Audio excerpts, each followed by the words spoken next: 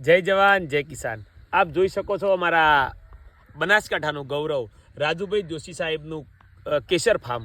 રાજુભાઈ જોશી સાહેબ બહુ સેવાભાવી વ્યક્તિ છે, બહુ સારા, ભગવાને ઘણા બધા પૈસા પણ આપ્યા છે, પણ કેસર કડી ખીચડીના નામથી બહુ ફેમસ છે, કેસર સ્કૂલના નામથી બહુ ફેમસ છે।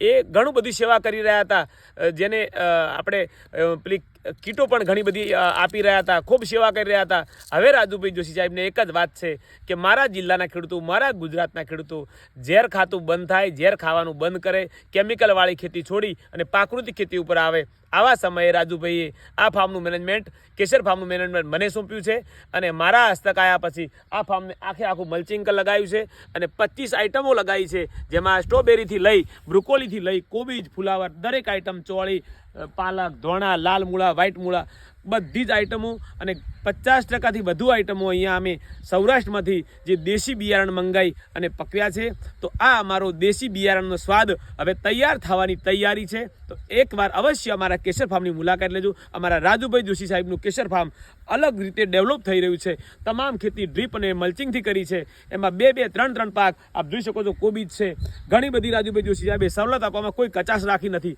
તો દરેક મારા જિલ્લાના ખેડૂતોને વિનંતી કરું છું, તમારે પ્રાકૃતિક ખેતી કરવી હોય, ગાય આધારિત ખેતી કરવી હોય તો અવશ્ય અમારું કેસર ફાર્મ, રાજુભાઈ જોશી સાહેબનું કેસર ફાર્મ, જે ડીસાથી માત્ર 5 કિલોમીટર આવેલું છે, એની અવશ્ય મુલાકાત લેજો। જય જવાન જય કિસાન।